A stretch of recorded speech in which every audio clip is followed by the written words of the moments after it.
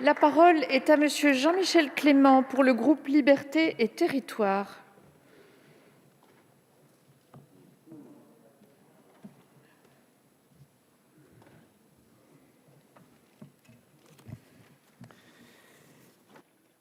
Madame la présidente, monsieur le garde des sceaux, monsieur le rapporteur, madame la présidente de la commission des lois, chers collègues, nous voici arrivés au terme d'un long processus qui nous aura conduits, 75 ans après, à revenir sur une ordonnance qui fera date, celle du 2 février 1945, relative à l'enfance délinquante. Les travaux qui ont précédé à la révision qui s'achève aujourd'hui ont commencé depuis longtemps déjà.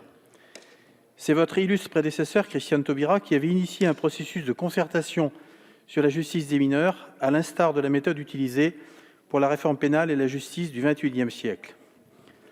Madame Belloubet a poursuivi l'ouvrage et vous le terminez, monsieur le garde des Sceaux.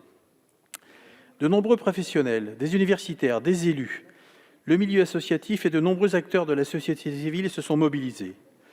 Un état des connaissances a été dressé afin de dépasser les présupposés et les malentendus, les peurs et les fantasmes qui font du jeune délinquant l'une des figures contemporaines du mal, pour reprendre les termes du dernier président de la commission des lois, Dominique Raimbourg, qui s'était très tôt mobilisé sur ce sujet, notamment à l'occasion de la commission Varinard.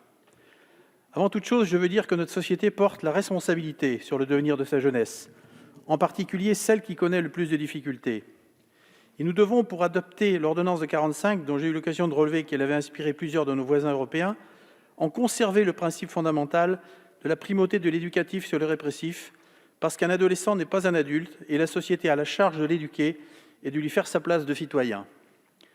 Rappelons-nous la mise en garde du défenseur des droits Jacques Toubon qui disait, je cite, « Vouloir charger la justice de tout ce que la société n'est pas capable de faire par ailleurs, c'est assurer à la fois l'échec de la société et celui de la justice. C'est plus spécialement le cas lorsqu'il s'agit de la justice pénale des mineurs. » La justice des mineurs a connu d'importants changements depuis son origine en 1945. Je n'y reviendrai pas ici en détail, bien sûr, mais simplement pour en évoquer les principaux tournants. Le premier a été opéré au début des années 90, avec la reconnaissance par la loi de la mesure de réparation.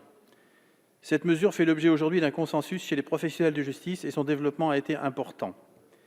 Une approche pédagogique et citoyenne considère la responsabilisation du mineur comme la finalité d'un acte éducatif. Le juge et l'éducateur travaillent à l'éveil progressif chez l'adolescent de sa responsabilité et de ses capacités. Pour autant, le débat public continue à se focaliser sur une pénalisation accrue des réponses à apporter à la délinquance juvénile.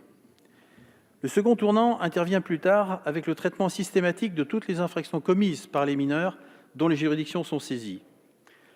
L'augmentation importante du traitement pénal des infractions commises par les mineurs et la succession de lois plus répressives aurait pu conduire à une augmentation de sanctions plus fortes, et notamment à l'incarcération. Si leur nombre n'a finalement pas augmenté, en revanche, le nombre de mineurs placés dans des établissements plus contraignants, lui, l'a été fortement en augmentation. Peu à peu, la sanction a été intégrée dans l'objectif d'éducation des mineurs dans le cadre des mesures proposées. Ce nouvel équilibre est instable et la réforme issue de cette ordonnance ne le corrige pas pour autant. Certes, nous nous devions de nettoyer l'ordonnance de 1945 et de ses incohérences accumulées au fil de multiples modifications qui ont creusé l'écart entre l'esprit du texte d'origine et sa difficile mise en œuvre aujourd'hui. Mais nous nous devions d'en conserver tout du long sa philosophie. La philosophie de l'ordonnance de 1945 était de tenir compte de l'environnement de l'enfant, au sens le plus général, de tenir compte de la personnalité du mineur. À l'époque, il y avait des familles en grande souffrance et des enfants qui erraient dans les rues. Le monde d'aujourd'hui est marqué par sa complexité et le monde est devenu l'environnement de l'enfant. Il est bien difficile de répondre à la question de savoir ce qui est juste dans la société qui entoure l'enfant.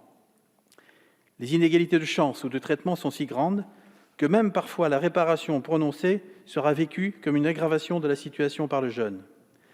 Dès lors, il ne saurait y avoir de bonnes sanctions sans éducation préalable, et si sanction il doit y avoir, elle doit s'inscrire dans une dynamique où toujours éducatif et curatif se côtoieront et sur un pied d'égalité, même dans le cas des sanctions les plus graves.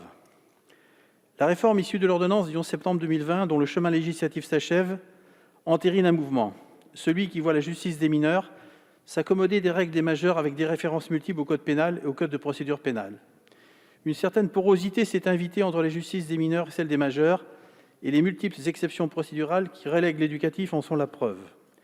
La justice des mineurs, par sa finalité éducative, a un objectif premier, la sortie de la délinquance des adolescents dont elle est saisie, et un objectif plus lointain, leur donner la capacité de participer à la société dont ils seront demain les acteurs. Je suis partagé entre le doute de la voir répondre à ces exigences et l'espoir jamais abandonné d'y parvenir. La réponse est entre les mains de celles et ceux qui lui donneront son vrai visage tout au long de la chaîne judiciaire.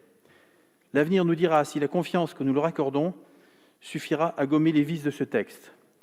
En attendant, s'abstenir reste pour moi une posture de sagesse, même s'il était nécessaire d'aboutir à un texte enfin aujourd'hui. Merci.